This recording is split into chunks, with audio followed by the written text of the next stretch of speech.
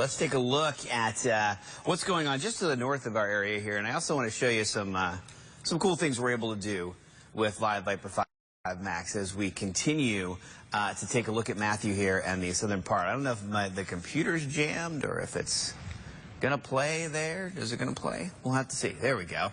So there's a look up to the north, and you can see those big bands wrapping around. As Steve was mentioning, we've seen incredible wind gusts now. Look at that. That outer eye wall there coming right along the Cape there. So those tremendous winds just keep that data keeps coming in. And the clouds here are tremendous. This is still such a powerful storm with clouds above 60,000 feet there. You can see them jetting up with a 3D image there. So let's take a look at the latest track from the Hurricane Center. And they're going to continue to update quite frequently here. So we may get a 6 a.m. 7 a.m. here, 8 a.m. for sure. Category 3 storm moving north-northwest at 13 miles per hour and just kind of hugging the coast all the way up Florida all the way up to the northern Florida. By the time we get to 2 o'clock this afternoon, just north of Daytona Beach, still is a Category 3.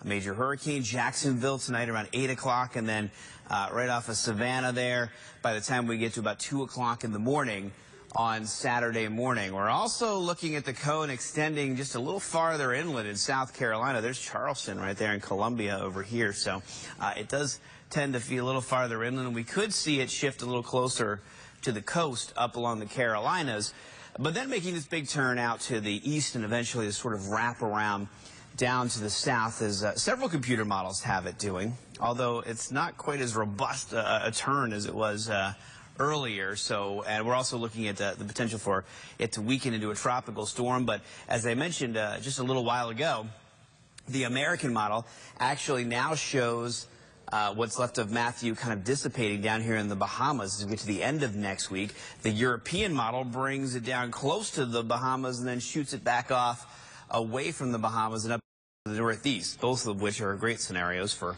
South Florida. So we certainly like that.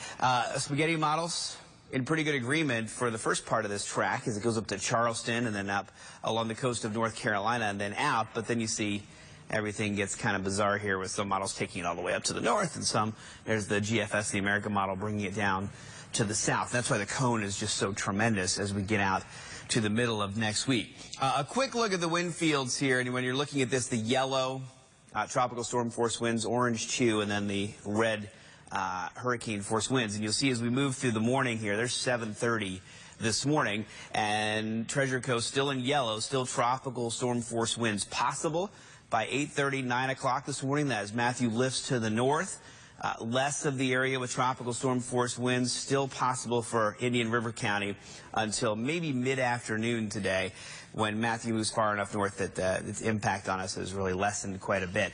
But we still have a ways to go here. We're still going to see some very gusty winds and some heavy rainfall at times, especially for the Treasure Coast through the morning here and into the early afternoon. We'll collect some more data as new updates come out, and we'll be back with you in just a moment.